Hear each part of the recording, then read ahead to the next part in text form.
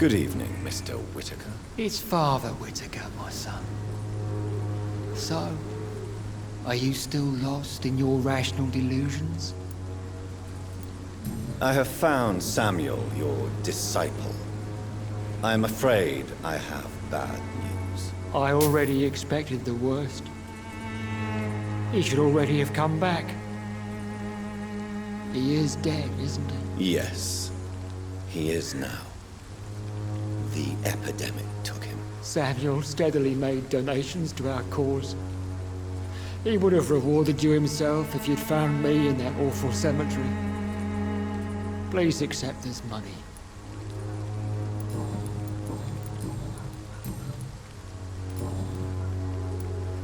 Your disciple, Samuel, stole from the dead in Stonebridge Cemetery. I have proof of his crime, and proof of his death. No! Samuel was the best of us. So devoted, so zealous. He gave all he had for the cause. He tirelessly preached the good word. Your precious Samuel used you. He was an immoral crook. If that's true, then he will be my burden to bear during this endless night. He defiled the dead with his petty thefts. That's how he financed your misguided crusade. Think what you will. When this city is saved, he will be praised for his devoted fortitude. He walked boldly into the mouth of abomination.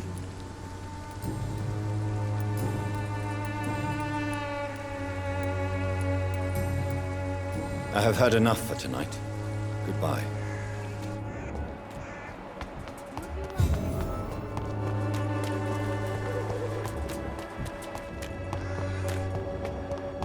Pay me a glass of Albigen.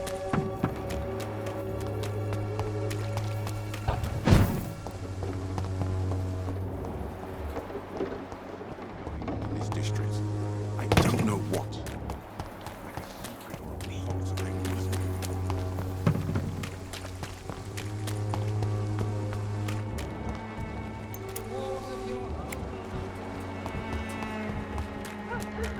Cheap price, good quality. Come on, take a look.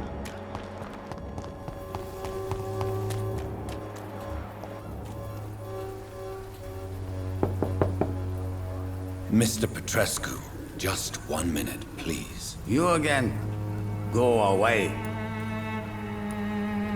Sir, wait. Stop this nonsense. I know Nurse Crane is here. Shall we speak man to man, you and I? All right. Speak up. Don't you see we're on the same side? We fight to help the poor, sick, and abandoned. I'm nothing like you, Mr. Doctor. Yes, you are. You too believe in providing medical care without charge. You know what we have to sacrifice to make the world a better place. I have to admit your words have conviction. All right, I'll let you see Dorothea. Don't make me regret this, though.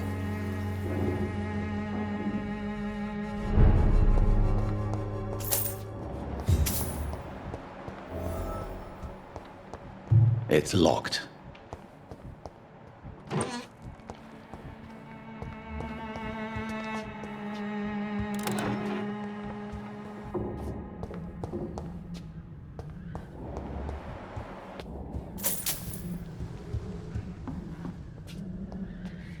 If you want to talk to Dorothea, you must go across the courtyard and take the stairs. We've not been formally introduced.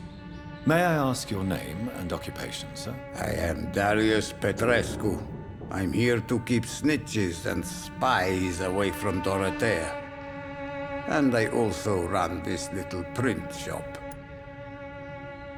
Do you need some help, Mr. Petrescu? I am very tired, but that is all. I don't need you, Doctor. Well, I think you do. Take this, and you'll feel better. Free drugs from an English doctor. It must be my lucky day. Did you refuse to publish Richard Nethercott's previous works, Darius? Yes, His manuscript is as pompous as he is starched. Now there's a man who loves the sound of his own voice. You could have told him so. As a great writer recently said, politeness is the most acceptable hypocrisy. So Dorothy's real name is not Crane. Like myself and many people in this area, Dorothea is from occupied Romania. That's all you need to know. She seems important to the community. More than you can imagine. The West End does not want to hear of Whitechapel's misery. Dorothea is one of the few doing something about it. Tell me everything you know about Camellia, the mute florist. I do not believe in the afterlife, Doctor, but I'm almost convinced Camellia is an angel. She volunteered to give out our medical leaflets. Are you not worried for her safety? She is as brave as she is tough, and clever too. If only I had met her when I was younger. Are you in love with Camellia, Mr. Petrescu? Don't be stupid. If I had met her when I was younger, we could have won our revolution. Who is she, really? Do you know where she's from? She's not from around here, that's all we know. Camellia is not even her name. It's her favorite flower. You say she has no close family. Well, there's that awful poet who constantly follows her around like a lost puppy. A good man for sure, but a very poor writer. Tell me everything you know about Camellia, the mute florist. I do not believe in the afterlife, Doctor.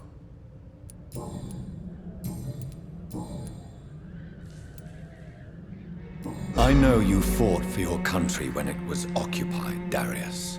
Tell me more about it. I know my days are numbered, and I know I won't see my homeland again. But I fought for Romania all my life, and I will until my last breath. But Romania escaped the grasp of the Austro-Hungarian Empire. It's a free country again. It is not the country I fought for. My homeland is not appeased, Doctor. And I still see a dark future ahead for my people. Do you have any family left, Mr. Petrescu? Children or grandchildren? Who knows? I have abandoned my people for so long, they might as well be dead. As dead as I am for them, I suppose. Don't be embarrassed, sir. If you must know, my own father disappeared many years ago, and I forgave him. It's quite awkward to talk about our families like this, but thank you, Dr. Reed. I appreciate your trust. This war won't last forever. Did you ever think of returning to your country now it's free? No. I have taught strength and determination to my sons and daughters. I'm an old, dying man who only has memories of better times to cherish. How did you meet Nurse Crane, Darius? Why does she trust you? I'm her oldest friend in England. Dorothea and I share many ideas about this country and about the country we left. You mean occupied Romania, don't you? Even if not directly, I fought against your enemies. Really? Then perhaps you have more in common with Dorothea than meets the eye, Dr. Reed.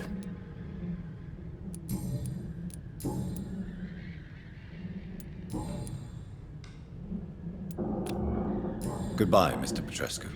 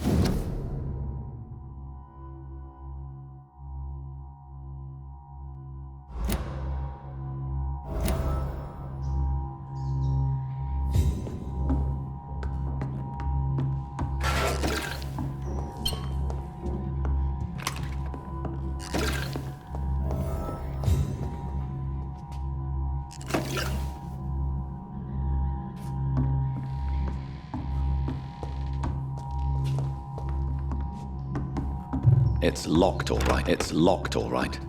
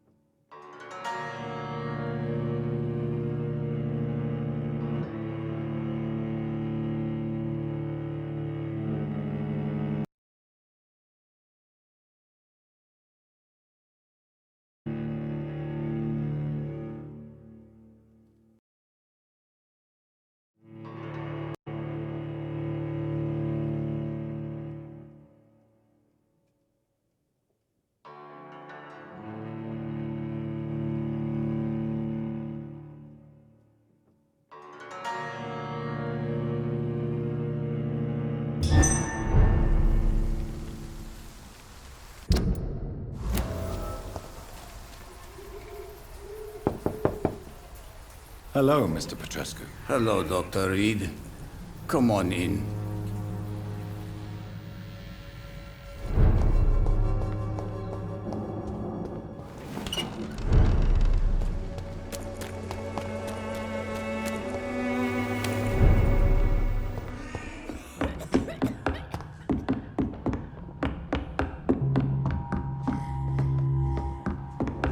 I need help! What do we have here, nurse? Patient Raz Van Vasily. High fever running on 3 days. Complaints of dizziness, muscle aches, and head pain. Diagnosed with influenza. Treatment?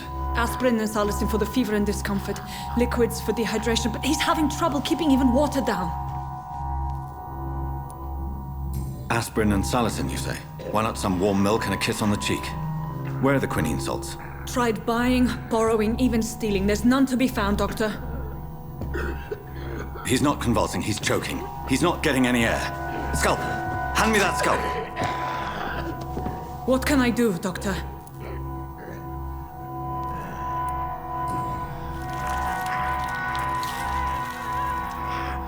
I need to perform a tracheostomy. Short pipe. That rubber tube will do. We're going to cut a passage for air through the neck. Yes, Doctor. He's breathing again, but he's coughing up blood. Internal hemorrhaging. I need to make another incision into the chest cavity to drain the fluids from the lung. Prepare another tube. A thoracostomy? Doctor, we've nothing to fight the infection. We need an aseptic environment. Right then, Nurse Crane. What do you suggest we do? I've no idea. I'm not the doctor. Time is of the essence. We need to perform a thoracic drain. Yes, doctor.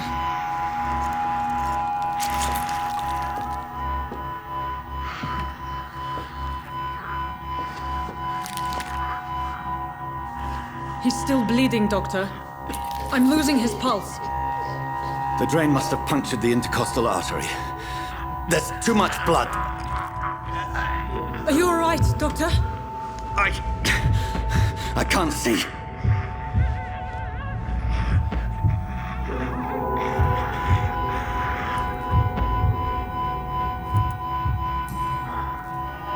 I must first suture the artery. Find the wound. The source of the blood. Needle and thread, doctor. Good. The stitches are holding. How's he doing? We're losing him. We've lost his pulse. He's dying, doctor.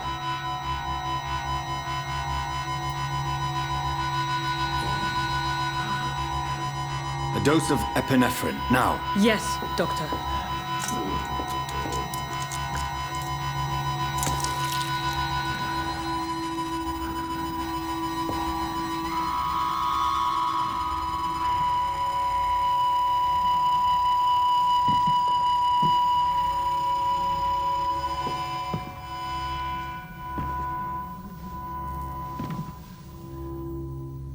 We've lost the pulse. He's gone, Doctor. Nurse, we did everything we could. Truly? Everything you could. Is that how you'll report this in your log?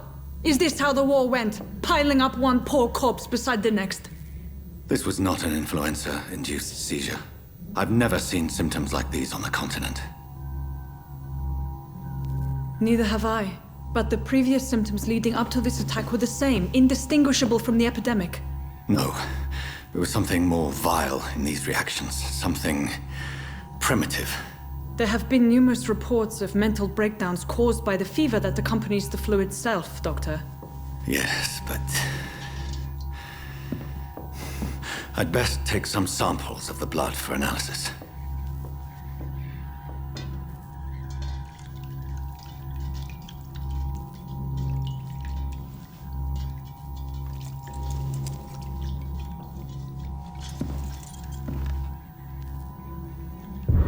I doubt you're here to test my bedside manners. I suspect it was more than intuition alone that led you to us. So, how might I be of service, Dr. Reed?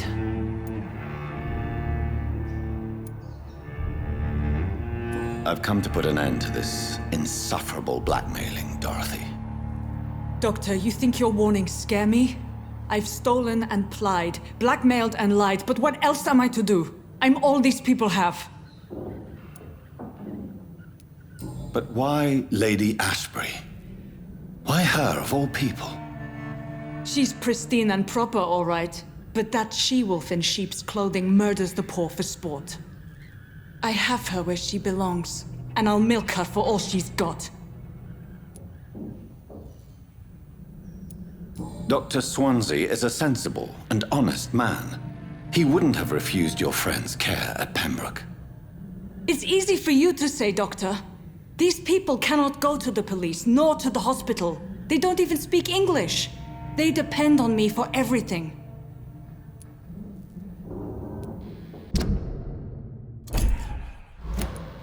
So, the end justifies the means. Is that your defense? I know you're kind, Doctor. Just another fine-heeled, silver-spooned gentleman who was given the world on a platter. You know nothing of poverty. Nothing of the shame, the hunger, the loneliness. You've convinced me of the sincerity of your actions and their noble justifications. But all the same, blackmail is a crime, and it will stop, Nurse Crane. So, are you going to turn me over to the authorities?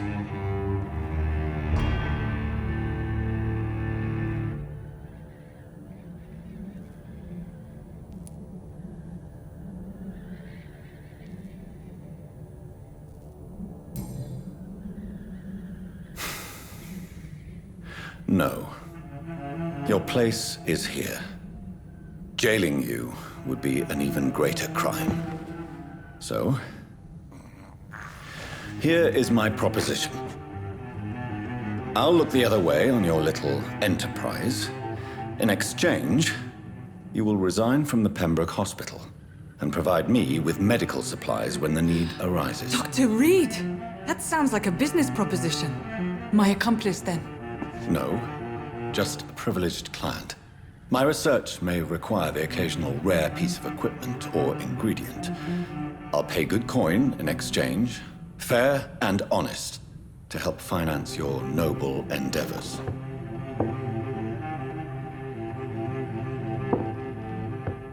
We have ourselves a deal, Doctor. Good customers are always welcome. Yes, Nurse Crane. We have a deal.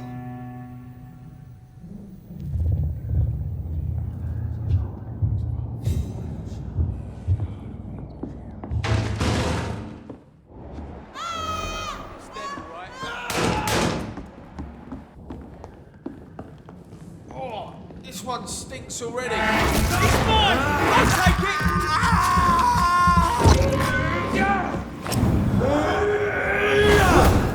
That leech is fast!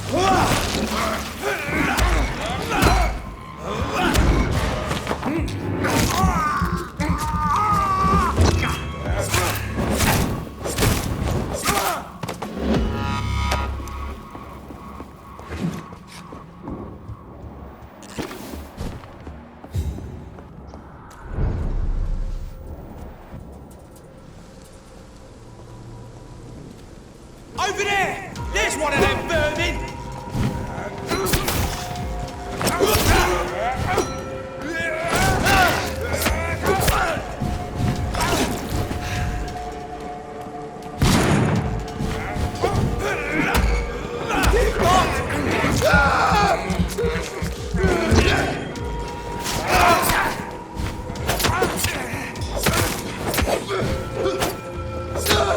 Bloody leech!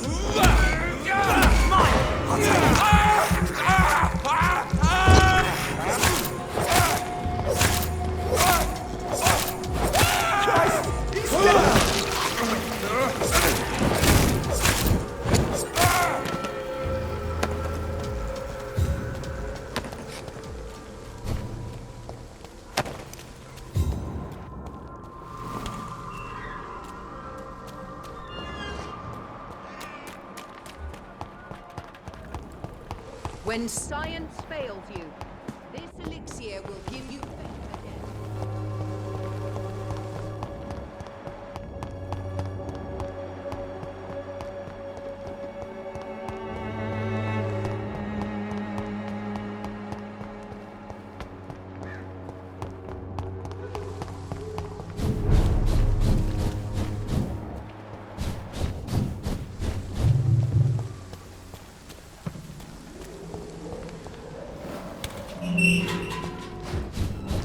Human blood. Whoever left these marks did so Kill deliberately. it, boy!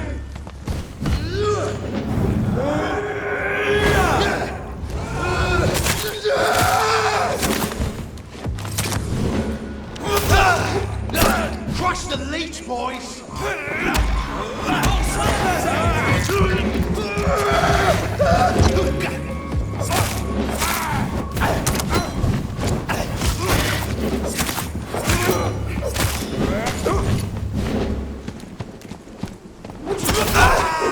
Take its head!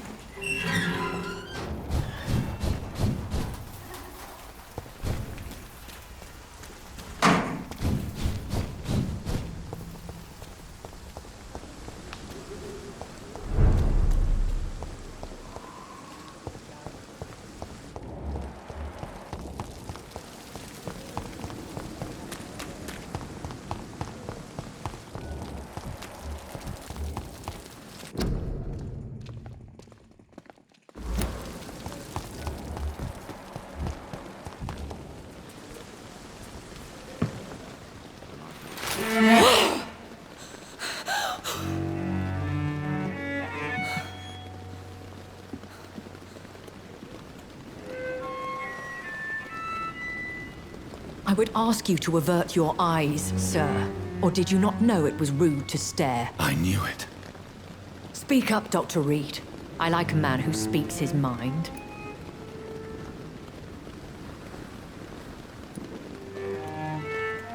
Hiding your true appetites behind a facade of compassion. Bravo. Very clever indeed. Spare me your sarcasm, Jonathan. You are but newly born in this world.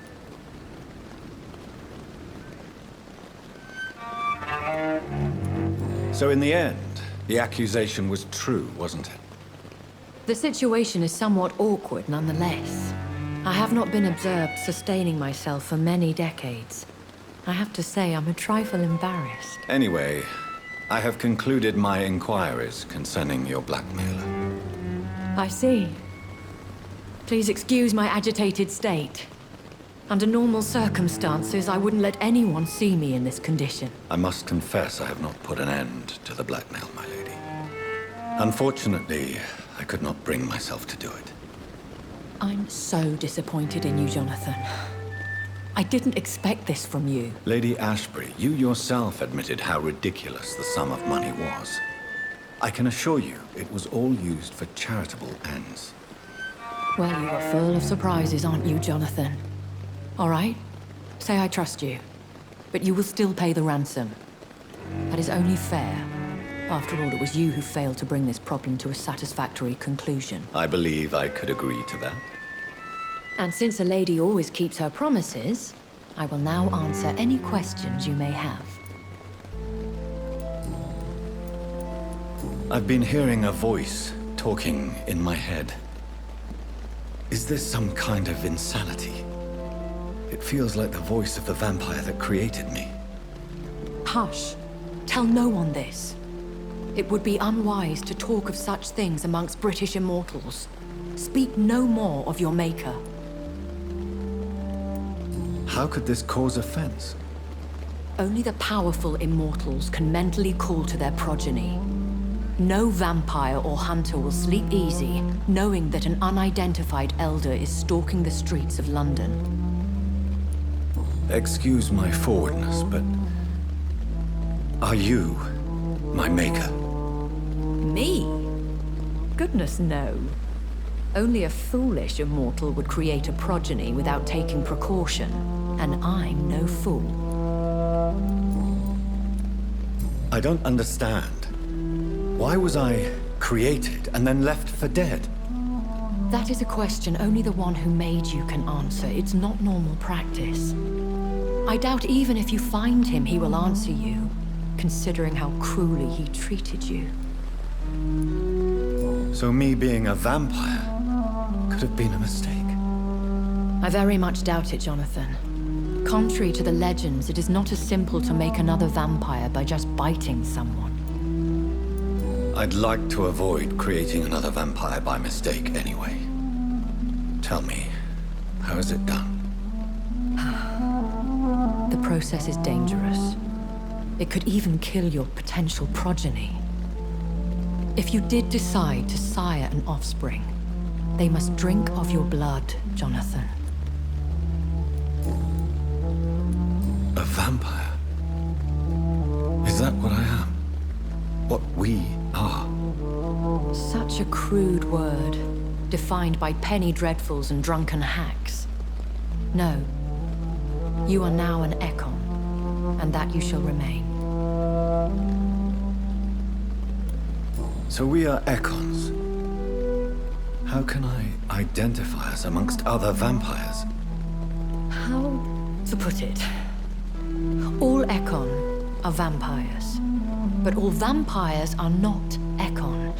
We are but a branch of the immortal tree. Are you an Ekon too? Yes, I am. We are the closest thing to what man refers to as vampires. Forget what you think you know about us.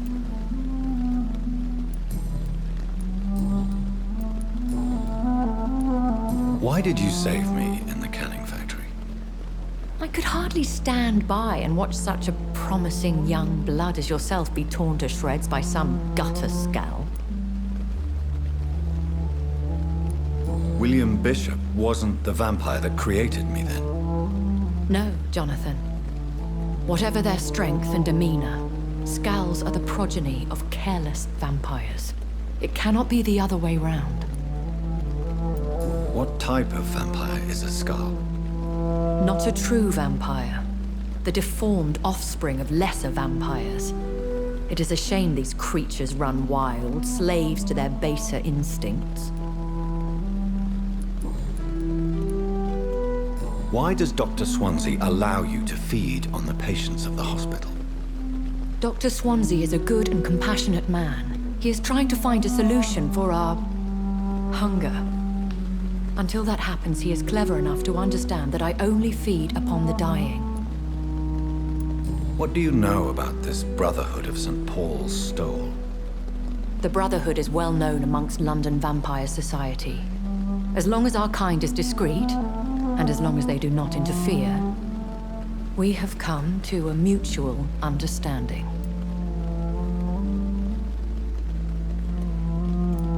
And no one suspected you of the murders? As you well know, suspicion has recently fallen on me of killing for pleasure. But you have my word, Jonathan. I take no pleasure in taking a life. I know this is beyond the pale, but may I inquire your age? Really? And I thought you were gentlemen. If you must know, I'm 27. I've been 27 for a long time now, and 27 I shall remain. Very well, but I believe there is more to this than you are saying. A lady has to have some secrets. And who bestowed upon you this eternal youth? My maker. He left this isle a long time ago.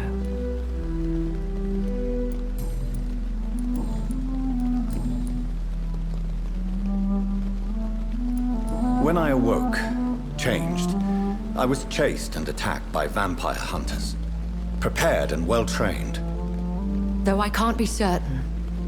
More than likely, it was the once glorious Guard of Priwen. Once glorious, but still dangerous. They have seen better days, but all fanatics are dangerous. You would be wise to stay clear. They are sworn to destroy our kind. You make them sound like some sort of cult. More a society, and like all the best ones, a secret society. I thought them almost gone, but it seemed they have been recruiting. I've been away from London and England for 3 years. This isn't the city I remember. Things have gone from bad to worse here, Jonathan. I've lived in this city for a long time, and I've never seen it like this. The Spanish flu has hit London that bad. Yes, but it's not just that. I've heard things. Things I've not heard for a very, very long time. There are whispers in the shadows. Something far worse than the Spanish flu is here in the city. What is it you fear? Fear has long since flown this form. But there is something malevolent circling us. I feel fear is merely waiting in the wings. Are there many vampires here in London? Immortals are of a rare breed, and we often tend to hide. But you may occasionally meet some of us at night. Do you know any of them? Have you an idea of the identity of the vampire who attacked me? You mean your maker? No, Jonathan, I have no clue. But I fear he or she is as careless as cruel. To let you discover your new condition by yourself. What do you mean? Every now and then, you may discover an immortal in the deep of the night. But we are a rare and reclusive breed. Our progeny is almost never accidental. Will they all be as affable as you, my lady? I do not see why not. But remember, Even the shark smiles before he bites. That sounds like a lesson from experience. Vampire politics are as intricate and sometimes tedious as a game of chess in a gentleman's club. I've learned from experience it is best to decline to play. I bid you farewell. For now, my lady. I must quickly analyze the blood I took from Nurse Crane's patient.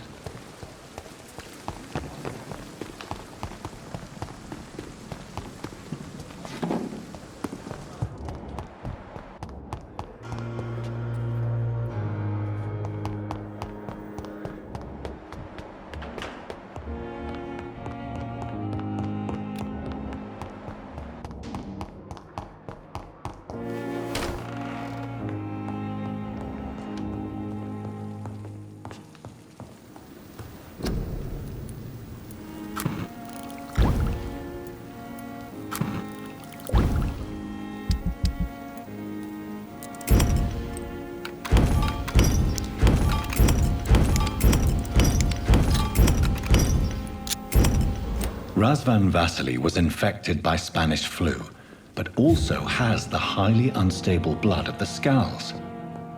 Is the London vampire epidemic transmitted through the flu? I